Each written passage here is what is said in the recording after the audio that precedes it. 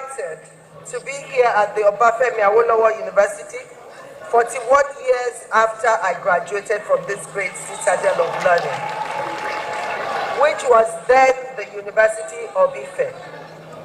I thank His Imperial Majesty. Can we all keep quiet a bit? God bless you. Because this, I don't know when I'll be back here. So let my speech be meaningful and for you to hear. Kabiesi brought all of us here. If it hadn't been for Kabiesi, I don't think maybe I will come into, because I'm now taking care of over 200 and something million people. And Kabiesi, between the BC and Kabiesi, I'll donate $1 billion to the school. Kú oríire o, congratulations and jubilations. Kú oríire, ó ṣojú mi, ó ga o, kú oríire o. Ẹ má jà máa ta oríire dànù, tá bá ti ń kíra wa kú oríire, máa claim ẹ, kí ló ṣẹ̀yin ọmọ Yorùbá, kí ló ṣẹ̀yin ìran mi. Mo lá kú oríire, ìsìnlẹ̀ máa ní kò tí tó nǹkan tá ń kú oríire sí. Lọ́dọ̀ ti ẹnìyẹn, èmi ṣáàkì wa kú oríire, ó jọ ń ṣojú wa. Àwa láyé, iná, ẹni kí ni, kí n sọ̀rọ̀, ẹni, mo mọ̀ pé ó ti ká yín lára bẹ́ẹ̀ tí yín rí. Òun rèé, reps seek establishment of Bola Tinubu University to teach Nigerian languages. Àwọn rep wọ́n ti ṣe first reading, second reading bóyá ní wíìkì yìí àbí next week ó máa wọ second reading. Wọ́n ní wọn ríṣẹ́ ṣe, wọ́n ní gbogbo Nàìjíríà ló wà okay. Wọ́n ti ẹ̀ròyìn wípé Nigeria of today, wọ́n ní eku kébi eku ẹyẹ kébi ẹyẹ. Mo ní abalájọ wọn sunkún ebi pa wọ́n mọ́ mi mọ̀ pé bàbá Tinubu ti wá solution sí problem yẹn ni. Wọ́n ní kódà bag of rice is 10,000 naira. Ẹ má lẹ̀ mí lóko o. Wọ́n ní epo, wọ́n ní yàlà ni wọ́n ló ti di bàbá Tinubu ti sọ di 200 naira per litre. Ẹ má gbé mi ṣépè o. Nǹkan tí yóò ṣẹlẹ̀ ni o. Wọ́n ní iná yàyó ní o. Ibi ó ti fẹ́ ìjọba bàbá Tinubu gan ti fẹ́ fi electricity ó ti fẹ́ hàn yín lé mọ̀ báyìí. Wọ́n náà wọn Nàìjíríà sì ṣẹlẹ̀ sunkún pé iná ti pọ̀ ju yóò sì mọ́ kan paná díẹ̀. Òun náà ni mo yọ̀ fún ẹ, mo yọ̀ fún Remi o. Mo yọ̀ fún ẹ, mo yọ̀ fún Remi o. Mo yọ̀ fún ẹ, mo yọ̀ fún Remi o. A kú oríire. Wọ́n ní gbogbo ojú ọ̀nà títì, gbogbo títì ní the whole of Nigeria. Ya yín ní wàá kàn tẹ́dọ̀, wàá tẹ́yìn yóò mọ́ lọ yá. Wàá kàn gbẹ́sẹ̀ lé. Ẹ má ṣe pé fún mi o. Torí tí ó bá wá jẹ́ pé gbogbo nǹkan tí mo kà sílẹ̀ yìí, ó rí bẹ́ẹ̀. Ẹ jọ ṣé àwọn House of Rep wọ́n ní nǹkan tá fẹ́ discuss mọ́ nípa gbogbo rògbòdìyàn tó wà ní Nàìjíríà. Àbí wọn náà ò rí ni, wọ́n wá wò wípé kí ni problem tó tún lè, torí wọ́n ti solve gbogbo problem tán. Ọ̀rọ̀ epo lọ sókè, owó lọ sókè, gbogbo everything, gbogbo ẹ̀ dojúrú. Hospital báyìí lọ́sàn gangan ó máa ṣókùnkùn ní àwọn federal hospital. Wọ́n wá wò, àwọn rep wá wò pé kí ni wọ́n lè tún ṣe kò sí problem, wọ́n ti solve gbogbo problem. Wọ́n ní the only problem tó kù sí ni wípé establishment of Bola Tinubu University láti máa teach Nigerians gbogbo languages pátápátá. Ó yá languages mélòó ló mọ̀ tẹ́lẹ̀, àsìkò tó máa kẹ́kọ̀ọ́ àìmọye languages lélẹ̀. Ṣé Yorùbá nìkan ló gbọ́ àti pidgin àti òyìnbó? Wò gbogbo languages, teach Nigeria languages. Ẹjọ́ languages in Nigeria pọ̀, a máa lọ sí bí 2 languages àbí dialect lẹ́mí. Ṣé dialect lẹ́ ń sọ àbí language? Kò tiẹ̀ wáyé àti dialect àti language gbogbo ẹ̀ all join.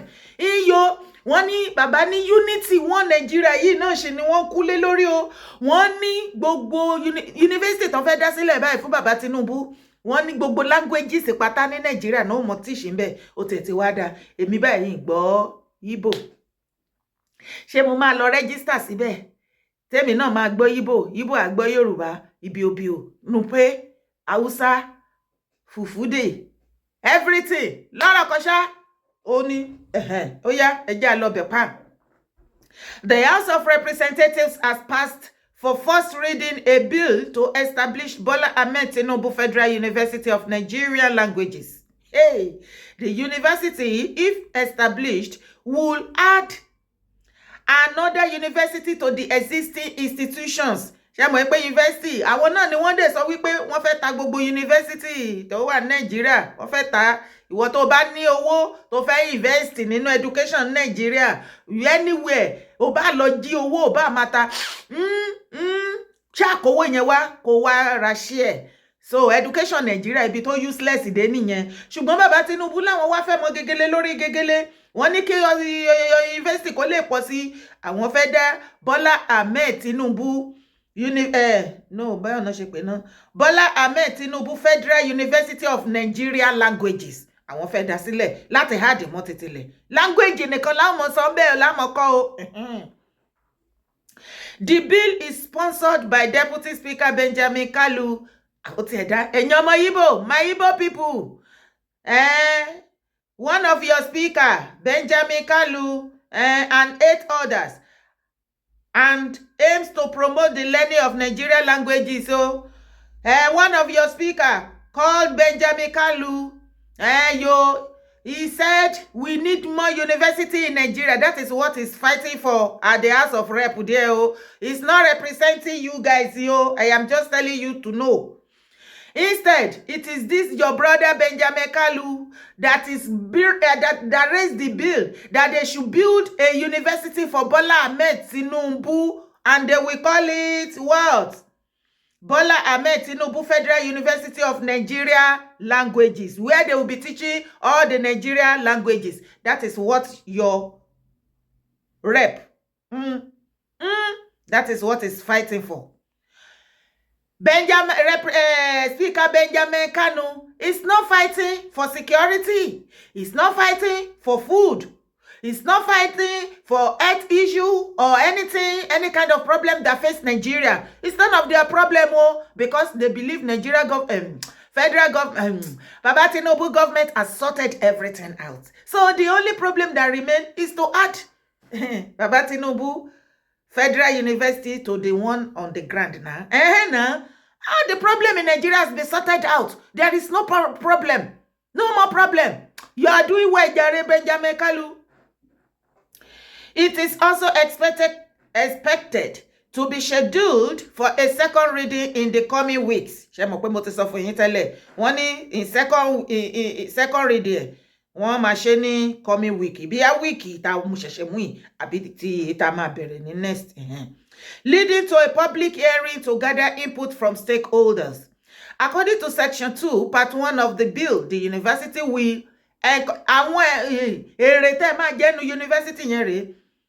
the university will encourage the advancement of learning and provide opportunity for all individuals. Advanced learning fún gbogbo ọmọ Nàìjíríà pátápátá. Regardless of your race ni o, ó bá jẹ́ Igbo, ó bá jẹ́ Ibibio, ó bá jẹ́ Hausa, ó bá jẹ́ Ijo, ó bá jẹ́ Hausa, ó bá jẹ́ Fulani, ó bá jẹ́ Yoruba. Regardless of your race, creed, sex, ó bá jẹ́ Abo, ó bá jẹ́ Akọ, ó bá jẹ́ join together, or political beliefs. To acquire higher education in Nigerian languages and cultures. You see? Political beliefs to acquire higher education in Nigerian languages and culture. You see? Nǹkan táwọn like nìyẹn. Àwọn ever ó ti rí speaker kan tó raise ẹ̀ ní house wípé let us create more job. Let us provide more job for Nigerian citizens because our population has skyrocketed. Yes. Our population is growing every day, every week, every month, every year, yearly, yet no censor. And Nigeria government are no more ready to do what? To provide more job for the graduates or for any Nigerians. If you are looking for a job, you are a graduate and you are looking for a job, go and start your own private something. So that is what the Nigeria government are telling you. Ìjọba Baba Tinubu, administration Baba Tinubu àti ìyàwó wọn sọ wípé láwọn gbogbo problem yìí làwọn ti solve. Wọ́n ti solve tán. Nítorí ẹ̀ ló ṣe rí tí màmí Tinubu Remi tí wọ́n lọ fi 1 billion ó ní wọ́n donate fún bàbá Ọọ̀ni. 1 billion kò sí problem mọ́ ni wọn wá mọ ibo ló kù tán máa tọ́ọ̀ṣì tó kù tán máa náwó owó sí ìgbà tán ti sáfù gbogbo problem Nàìjíríà àbí It also seeks to develop academic and professional programs that lead to diplomas, degrees, and postgraduate research focusing on practical skills in Nigerian languages and cultures to foster national development. Nínú university yẹn náà, lẹ́tí máa rí diploma, degree, postgraduate tó máa focus lórí skills in Nigerian languages. Ẹ̀rí nǹkan. Not doctor wọ́n sọ wípé wọ́n máa bẹ̀rẹ̀ sí ní import kó àwọn òyìnbó wọlé kó wá máa kọ́ àwọn èèyàn. Wọ́n sọ pé máa create more job tí Nigeria student tí wọ́n lè learn nǹkan bẹ́ẹ̀ tán lè learn skills. Wọ́n ní skill focusing on practical skills in Nigerian languages. Ẹ jọ̀ọ́ ṣé wọ́n fẹ́ máa fọ ẹnà mọ́ èdè Yorùbá ni kí ni skill ní ṣe nú èdè Yorùbá ẹ̀yin tẹ́ bá wá fẹ́ kọ́ èdè Yorùbá gbogbo èdè náà la máa kọ́ irú àwa Yorùbá báyìí a máa kọ́ Ìgbò akọ́ Haúsá akọ́ Fìfúdè ṣé ẹ máa fọ ẹnà náà bẹ́ẹ̀ lórílẹ̀-èdè tiwa àwa máa fọ ẹnà o skill náà ni o wọ́n dúró níbi skill wọ́n tún fi kọ́ṣọ̀ mọ́ ibi kọ́ṣọ̀ yẹn lèmi ti ń wò ó pé ó máa fẹ́ dàbẹ́ nípa máa nífẹ̀ẹ́ ní problem ò Daddy Tinubu mo kàn ní ìsọsílẹ̀ ni ṣé mọ̀ wípé àwọn kan wọ́n ti sọ wípé wọ́n gbé èsì sí abẹ́ kọ́ṣọ̀ so báwo ni a ṣe fẹ́ ṣe lẹ́ni kọ́ṣọ̀ tá ní practice Ọ̀ṣun kọ́ṣọ̀ ṣé mi ti máa gbégbé àgìgàn ẹjọ́ ṣe ara kọ́ṣọ̀ ni eégún wà ká gbégún no religion nìyẹn o dára ṣé mi ti máa dá kíní ìmọ̀ra wọn ẹ̀sìn kí ni kọ́ṣọ̀ okay kọ́ṣọ̀ ní bá ṣe ń wọṣọ àjẹpá ṣẹ̀ṣẹ̀ máa túra wa mú ni o ajẹ́ wípé gbogbo ẹ̀kọ́ tètè wá dojúrú anyway gbogbo nǹkan tó ń fẹ́ máa lọ kọ́ ń bẹ́ nìyẹn. In addition, the university is being proposed to act as a catalyst for effectively utilizing Nigeria's natural economic and human resources through postgraduate training, research, and innovation once established. Nigeria's natural economic and human resources. Kò sí wàhálà náà. Gbogbo ẹ̀ ṣì ń jọra wọn. Ó ṣì ń jọra wọn. Kò tí ì rújú, àbó ti rújú ni. Ṣé ti wá rí ìdí tí mo ṣe kí gbogbo wa báyìí pé a kú oríire. A kú náà ni, kọ́lọ̀ má jẹ́ a kú.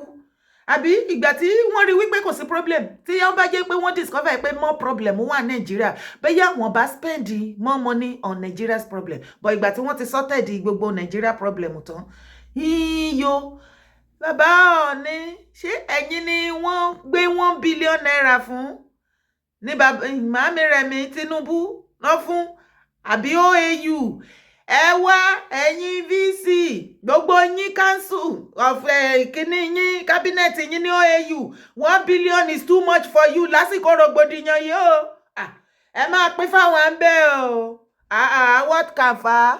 The question is, where did she get 1 billion from? Is that from government budget or is it a donation from individuals to a foundation that she runs? Or is it from businesses? We would like to know the people who donated that 1 billion. We would like to know if it is a donation from companies. Which companies gave the First Lady 1 billion? And if the 1 billion naira is from her pocket, is she a businesswoman? To the best of our knowledge, she's the wife of the president. So many Nigerians will be curious about that. Then she said there's no free food for lazy people in Nigeria. That hard work, she's recommending hard work to all of us. Well, I think I'm very hardworking, and I think everybody on this table is hardworking. Our hard work has not brought us 1 billion.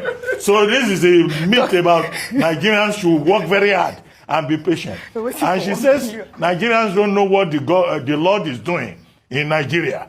I know that there are people who have eyes but cannot see. But if the Lord is actually doing something concrete, we will not be suffering to buy petrol. We will not be struggling to buy loaf of bread. Then she said, in 2 years' time, that Nigerians will see what the Lord is doing.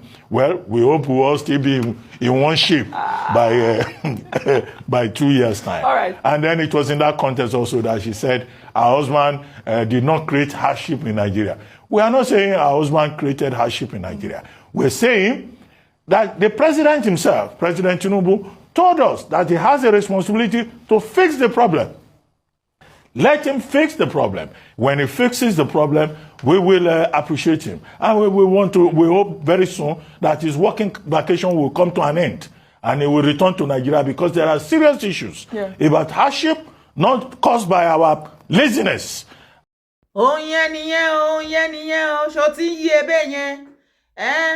Ìgbà tí bàbá Màámi Remi Tinubu dẹ̀ ti wá sọ wípé no food for a lazy man nísìn, ó ti wá dojúrú o. Gbogbo ọmọ Nàìjíríà ni wọ́n kàn bẹ̀rẹ̀ sí ní kobo Màámi Remi left right center. Wọ́n dẹ̀ ní Màámi Remi sì sọ wípé kì í ṣe ìjọba ọkọ wọn, òun ló mú problem wá bá yín Nàìjíríà. Problem ti wà ńbẹ̀, ti ní problem, so kẹ́ má ròpin sí wọn lọ́rùn. Ó kàn jẹ́ wípé I don't understand. Nigeria para fún statement Màámi Remi Tinubu. No food for lazy man, remark Mrs. Demark. First Lady Oluremi Tinubu made headline with her remark that there is no food for the lazy man, urging Nigerian youth to embrace hard work. Yes, while the statement may resonate with older generation, it reveals a disturbing disconnect. Tó, má gbàgbé láti bá mi pín ètò yìí o. Bá mi pín ètò yìí kó lọ fà, bá mi pín kó dọ́dọ̀ Màámi Remi Tinubu. Ṣé yìí pẹ̀lẹ́, happy birthday rẹ o. Ẹni alábàdìmọ̀ sí ní ìwọ lójú Nàìjíríà. Ṣèyí Tinubu, wọ́n ní wọ́n ní o. Ojú Nàìjíríà àmọ́. Happy birthday to ojú Nàìjíríà Ṣèyí Tinubu o. Ẹ bá mi pín fídíò ìdọ́dọ̀ Ṣèyí Tinubu kó bá mi fi ránṣẹ́ sí dádì wa àti mọ́mì wa. Èyí tẹ́ ṣe ìṣódẹ̀ dáṣá. Wọ́n ní yunifásítì lókù tẹ́ fẹ́ kọ́lẹ̀.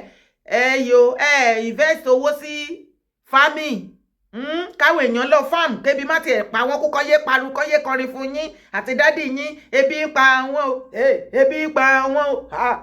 Kó jẹ́ surplus ká tiẹ̀ rí ká retí gbọ́ràn. Tí fídíò ìbá dọ́dọ̀ ẹ, má fi ṣe bínú o, má bínú mi o. Bá mi mú kó ṣe kíni, kó bá mi share dé gbogbo ibi tó bá wà important tó yẹ kó bá mi share dé. Bá mi subscribe sórí YouTube channel. Yé bínú orí, má fi fìlà dé dodo. Drop your comment. Bá mi like fídíò yìí. Á pàdé láyọ̀.